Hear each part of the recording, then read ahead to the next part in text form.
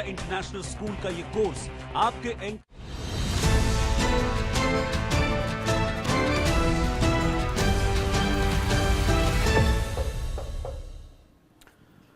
Welcome back. I'm Uday Pratap Singh. You're joining us on NewsX. Russian President Vladimir Putin's two-day visit to India has resulted in the signing of several important agreements and memorandums, further strengthening the long-standing ties between the two countries. The visit has highlighted key areas of cooperation, including migration, health, maritime affairs, trade, as well as academic exchange. It has set the stage for a deeper, multifaceted partnership between India and Russia in the years ahead.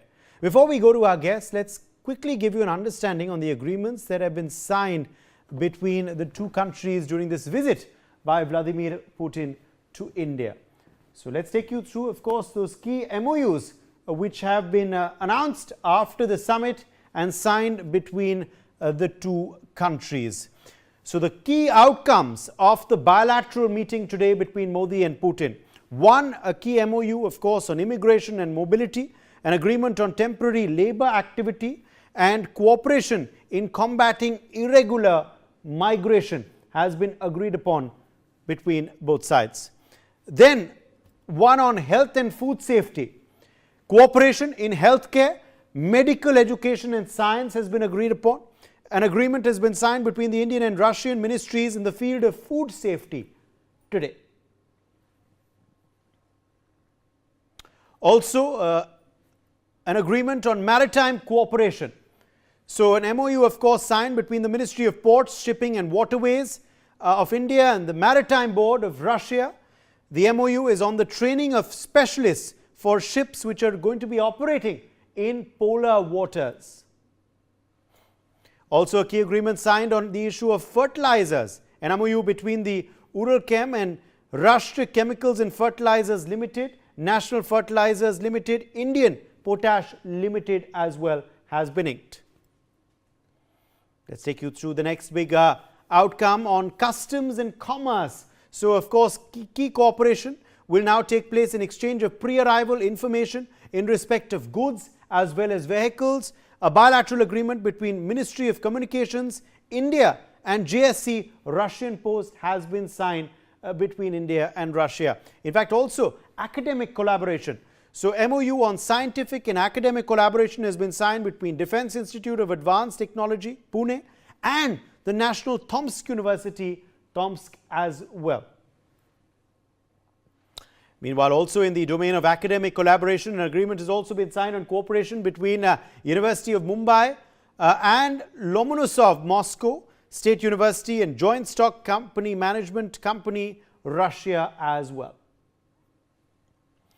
Meanwhile, a media collaboration also announced now today between the two countries, an MOU signed between Prasar Bharati and Gazprom Media Holding, the National Media Group, Big Asia Media Group and TV BRICS. Addendum to MOU between Prasar Bharati and TV Novosti, of course, inked as well.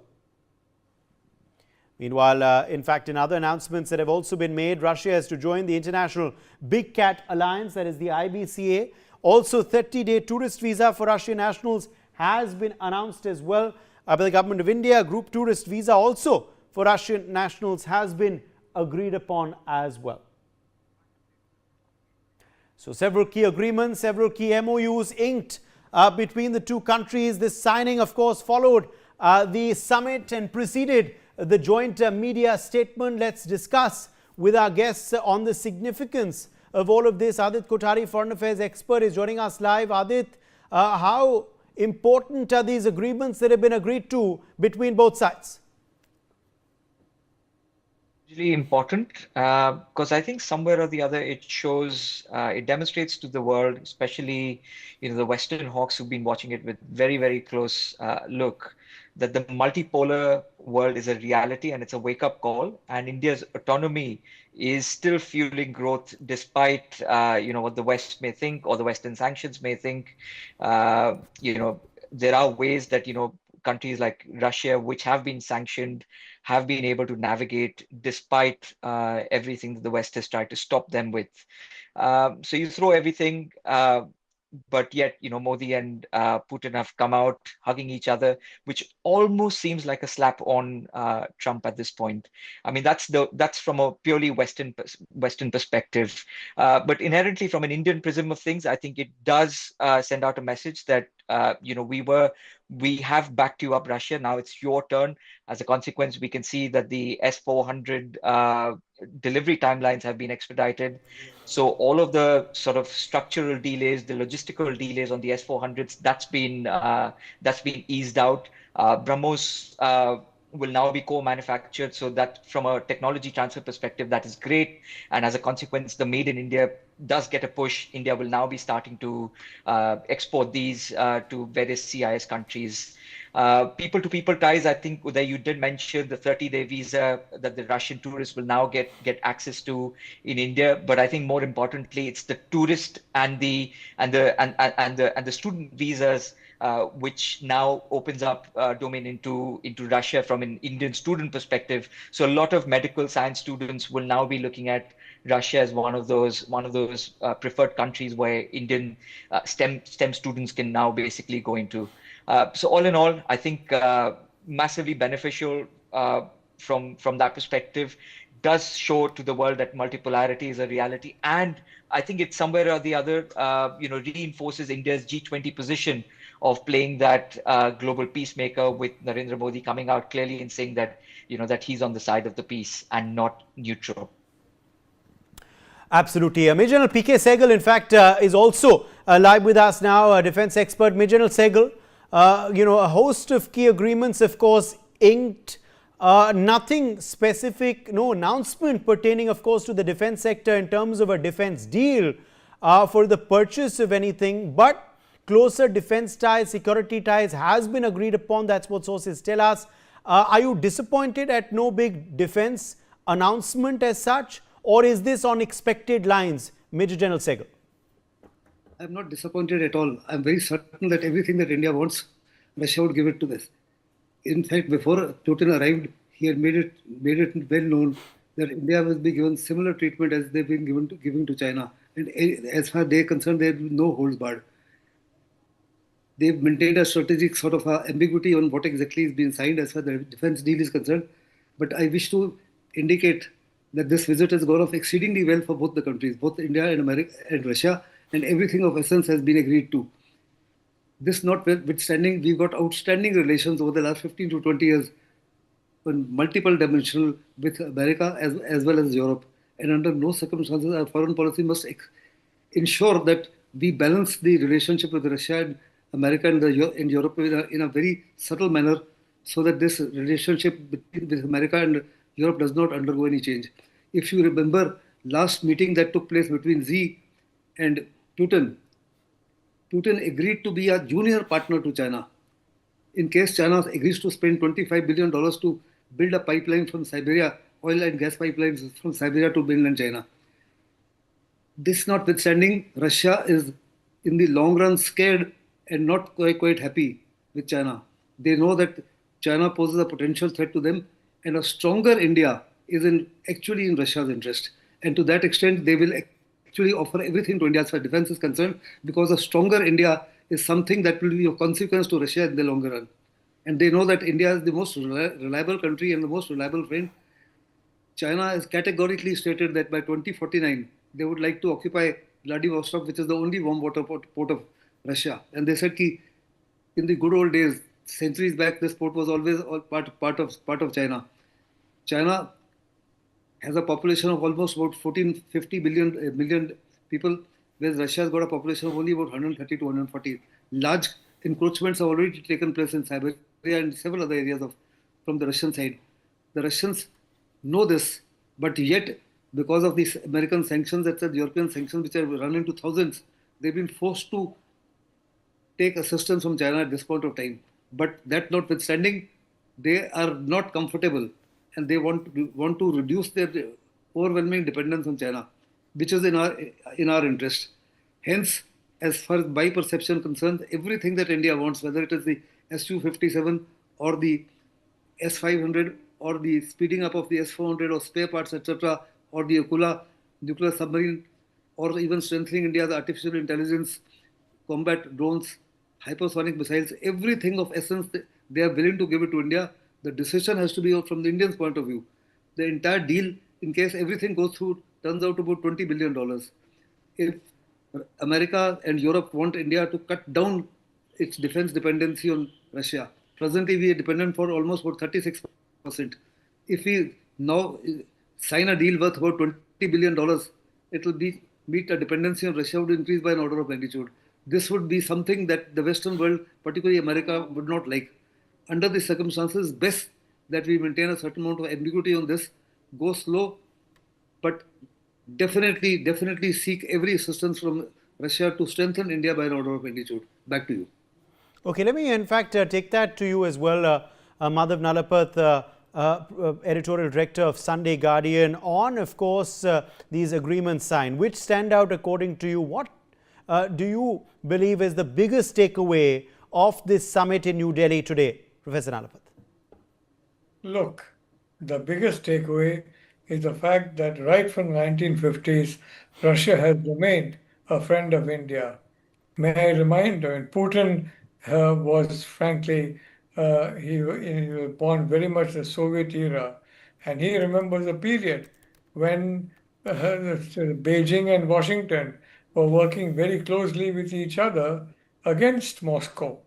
That period he remembers very well. And let me say that so far as Russia is concerned, India and China are not the best of friends.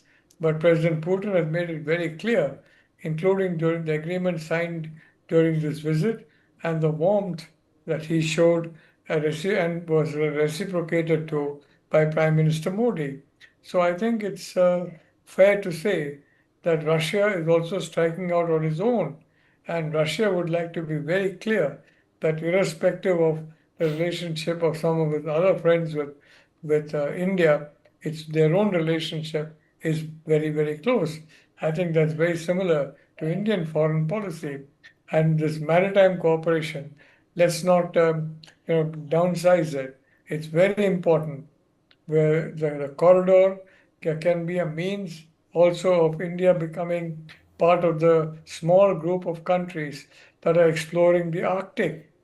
And that's a very important future zone for minerals and so many other things. Russia is really ahead in exploring the Arctic, and as a good friend, India will also be there, and the Russians will be able to help. So I would say now the fact that we are very shortly going to use the reciprocal facilities available in each other's country will mean that India will have access even to the Arctic Russian posts, which is a very important factor. So all in all, I would like to say that President Putin has signaled that he is not concerned about the reaction of third countries. He remains committed to the policy from the 1950s of a very close relationship with India. As you said, building a strong India. And the fact of the matter is, as far as we are concerned, we have made it very clear that no matter what the feelings of certain other countries are about Russia, we continue to be a friend of Russia. Yes, we support peace. At the same time, we remain a friend of Russia. So I think that essential position is very important. And to me, the biggest takeaway is the fact that this was clearly demonstrated during the Putin-Modi visit. I mean, Modi went up to the aircraft to welcome his old friend Putin, whom he has known for 25 years, and there was an equally warm, equally warm reciprocation of feeling from the Russian Prime Minister. So I would like to say the biggest takeaway from me is the fact that this time-tested relationship, tested or not, India and Russia are not friends of convenience. They are friends by conviction. And that is the important point.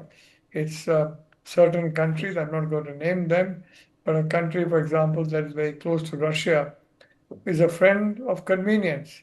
When it's inconvenient, it drops them. And I'm sorry to say, the United States has also shown the same way, the same characteristic throughout the decades-long India-US relationship.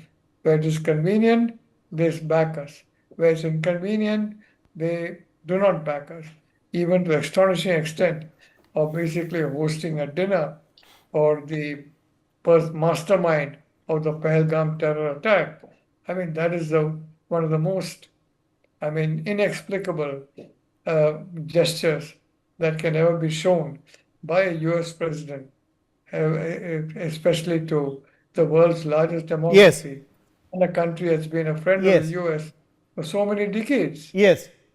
Okay. Stay with us. More breaking news, in fact, coming in now. A joint statement has been issued by India and Russia following the 23rd India-Russia Annual Summit. India and Russia have reaffirmed their long-standing special and privileged strategic partnership. Both sides have reviewed progress across political, defense, energy, economic, nuclear, space and cultural cooperation and agreed to further expand ties. The leaders have highlighted efforts to boost balanced bilateral trade, including work on a free trade agreement with the Eurasian Economic Union and plans to raise trade to $100 billion by 2030. They welcomed cooperation in energy, transport corridors such as INSTC and the Chennai-Vladivostok route and joint projects in the Russian Far East and Arctic. Both countries have agreed to deepen collaboration in science, technology, critical minerals, education, culture and tourism. They also reiterated strong coordination at the UN G20, BRICS and SCO, supported UNSC reform and stressed zero tolerance for terrorism. Regional issues including Afghanistan, West Asia and climate change were also discussed with a commitment to continued cooperation. So a joint statement has now been issued by both sides. Dr. Suvrokamal Datta, international affairs expert, let me quickly rope you in here on this joint statement. Dr. Datta, your first reaction, the first penned detailed joint statement being issued by both sides. Yes, I was going through the joint statement in the evening, and the statement itself is very significant. There are a couple of important contours and couple of important points. Before saying that, or before elaborating on that, let me come to the overall perspective about the visit of the Honorable President of Russia to India. Yesterday itself, the card diplomacy of Vladimir Putin, as well as the Honorable Prime Minister of Bharat, that had created a lot of flutter and jitter in Washington, as well as in United States of America. And I'm sure there must have been a lot of, heartbeats as well as goosebumps in Europe also in relation to that. Having said that, now, prior to the visit of the Honorable President of Russia, the ratification of the Relos agreement by the Russian Duma, everything was explicitly mentioned in the Relos agreement itself in relation to our business ties, in relation to our economic cooperation, in relation to our strategic ties, as well as our defense and our strategic cooperation, not only at the bilateral level, but also at the global level. It is in that direction only this joint statement has come, and I am very happy about the areas where there is a specific and a very deep focus in relation to this. Let me touch upon on three aspects first. First is in relation to the people-to-people contact in the field of education, tourism, as well as culture. Emphasis has been given a lot in relation to, e-visa of 30 days for Russian tourists on arrival here in India for free of cost, and vice versa, going to Moscow. We have more students between both the countries in the field of pharmaceuticals, medicine, then agriculture, and also in the field of engineering, aerospace, aeronautics, and business management. These are very significant areas. Several agreements have been signed between prestigious Indian universities as well as Russian institutions and universities. Third is in relation to the naval naval bases and also the air bases. And this is also explicitly mentioned in the Relos agreement, which has been ratified by Duma or by the Russian parliament, which means that the Russian air bases as well as the Russian naval bases, India would be having the unhindered opportunity to utilize those and to fly its aircrafts in the air and to go down to those air bases for several kind of joint exercises, and also utilization of the naval bases by the Indian Navy, and the utilization of the Indian ocean waters and Arabian Sea and Bay of Bengal waters by the Russian Yes. Navy. So that is very, very strategic. It's very important and it's very symbolic. Okay. Fourth is in relation to the business agreements which have been signed.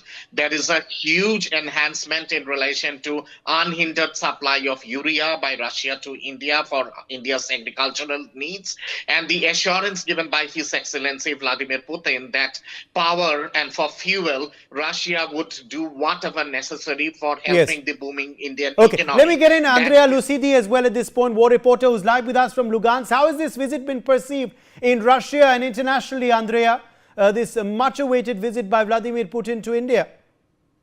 Well, there are a lot of attention for the visiting of Vladimir Putin in India now. All the main media in Russia, the first channel, all state and private channels in the television, the online media, the newspapers and magazines are speaking about this visit and the importance that this visit is for the Russian-India relationship and the economical sector of both sides. There are a lot of attention also for the partnership and agreement that Vladimir Putin and the Premier Modi are subscribing in and are signed in this time, especially about the Arctic and space cooperation. Arctic and space are two main sectors, very important for the BRICS and for the de-dollarization process for the economical exchange between Russia and India. The attention is very high, and all comments, all journalists that are speaking about it are very, for them it's very important to say that the relationship between Russia and India are important for all BRICS organization, and for a new perspective for the entire world. Absolutely. Ambassador Pradeep Kapoor, let me in fact also draw you in now, a former diplomat who's live with us. Ambassador Kapoor, on the significant outcomes, of course, and areas that we've agreed to cooperate on, in particular, of course, this logistics sector, that corridor that has been spoken about, Chennai, Vladivostok. Also, of course, the fact that people-to-people ties have been emphasized on, a big fill-up to trade as well being given with this Vision 2030 resolve. Ambassador Kapoor, what stood out for you? Well, I think it's a very, very, quantum shift in our relations. Earlier, the India-US relationship had been moving ahead at a very fast pace, and it was on the verge of becoming the defining partnership of the 21st century. Then that relationship got disrupted very significantly, very substantively. And suddenly we were set back in that relationship, many years in many ways. Now, India has been a steadfast partner with Russia for many decades, 7, 8 decades. And they have stood by us, we have stood by them. And all through the war with Ukraine, Russia-Ukraine war, India has adopted a stance which is now similar to what the US is also saying. And ultimately, Europe will also have to accept that stance, which India had been saying right from the beginning. So the war has to come to an end. And the earlier it comes to an end, the better it is, because it is setting back the relevance of Europe and the importance of Europe even further, diminishing it even further. So diplomatically, I think it has been a very great plus for both the countries who have. Don't want to repeat all that has been said by the other panelists, but I think it's a very futuristic view in the sense that both the countries are launching off on a phase with very substantive decisions which have been taken in so many areas, and it is going to elevate the India-Russia relationship to a new platform, new sort of level altogether, which is going to impact other countries also very, very significantly. So for the US, I think it is about time to realize that if they don't sort of now jump onto the bandwagon, earlier the US was such an important country that the other countries had to jump onto the bandwagon, keep pace with whatever they were doing. Now they have set themselves back so much that they have to jump onto the bandwagon and make sure that they are keeping pace with the developments in the rest of the world, because they have problems with Europe, they have problems with Canada, they have problems with Mexico, they have problems with India, they have problems with China. Whichever country you look at, it has significant problems. There are very few countries in the world today, because once I analyze it from the Washington, D.C. point of view, quite surprised at the way the relations have sunk with so many countries with the US. So if they do not sort of come up to speed very quickly, they will feel that they have been left out of the race. And while they claim that they have settled a lot of wars, but that claim is also dubious in many instances, particularly in the case of the India-Pakistan war. So they have to get beyond that. They have to go beyond that. They have to go above that. They have to realize what a superpower they were, and the possibility of losing that status is very high currently. So if they don't mend their ways immediately, because by November 2026, the midterm elections will take place where the entire House of Representatives will come up for a vote. 1/3 of the Senate will come up for a vote. And if the Republicans lose in that, like they lost in this round of elections, seats of mayors, governors, including New York, as we saw in North Carolina. So if that happens, if that is repeated in November 2026, it will be a lame duck, presidency. It will be a Republican Party hardly in charge. Impeachment proceedings will start immediately. So for them then to recover the lost ground will become very difficult. And Russia and India are going to surge ahead anyway. And Russia has put its point very clearly about ending the Ukraine war. Now, whether that is correct or not correct. Now, we also saw, of course, a very crucial business forum being addressed by both leaders as well in the day-to-day Madhav Nalapat in New Delhi. A big focus, of course, also on economic ties, on how to bridge the trade deficit, Vision 2030 resolved between both countries as well. As far as the business and economic aspect of this visit is concerned, how pleased are you with the statements made by Vladimir Putin, of course, in New Delhi, the pledges as well, and the focus that Prime Minister Modi has also laid out on where the two countries can collaborate and cooperate? Look, the fact of the matter is, Russia is half of Asia, half of Europe. You can't talk about access to resources without access to Russian resources.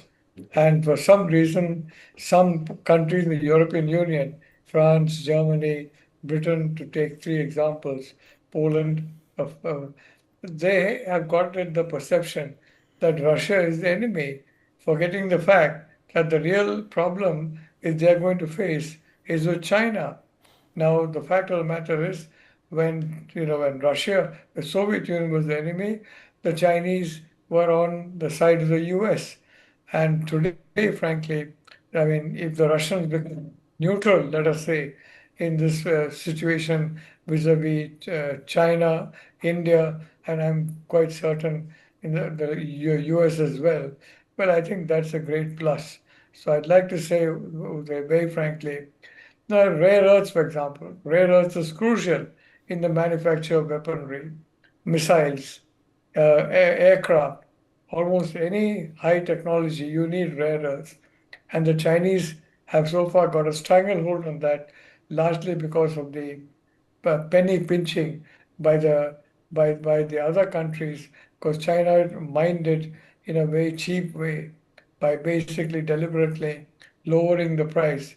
As I've said for many, many years, in China, the costs are set to meet the acceptable price to the foreign buyer. And other countries, the cost determine the price. It's the opposite in China because the authoritarian system. So I think as far as India-Russia cooperation is concerned, it's going to be on a very, very high level. There's no question about it. And as far as the US is concerned, I don't see why the US should be upset at all, because this is exactly what the US itself, what President Trump himself was advocating as a candidate, cooperation with Russia. And if he had moved ahead on that track, I can tell you that, we could have done so much, the democracies could have done so much.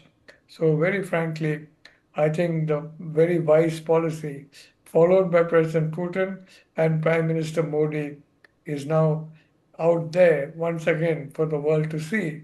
And also, one more thing for the world to see, that India does not bother about the views of other countries, but the government of India looks to the Indian interest.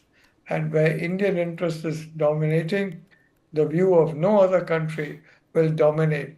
I think that point is very, very important and needs to be stressed. Thank you. Right. Major General Dhruv Katoch, defense expert, also in fact live with us now. Major General Katoch, as far as, of course, security, defense is concerned, what do you believe would be the takeaways from this visit? Energy also was again another big focus of the discussions between the two heads of state earlier, with Vladimir Putin also making the statement that for developing India, energy needs will never be found wanting from the side of Russia. Thank you. In my view, as far as the defense, there was an anticipation that perhaps some deal may be signed for the S-400 or the S-500 or something regarding the Su-57, the Su-57 aircraft. Now, all that is not there. And I think one of the reasons why it is not there is because it is a bit too premature. A lot of groundwork is still required before something can be signed on deals of this nature. I presume that work is still ongoing between the two governments. That is one. But I think something very significant has happened, because the war and defense is simply not just about fighter aircraft and air defense systems. It is much more. And when I'm looking at the strategic nature of what has happened, as far as connectivity is concerned and the logistic agreement is concerned, our ability to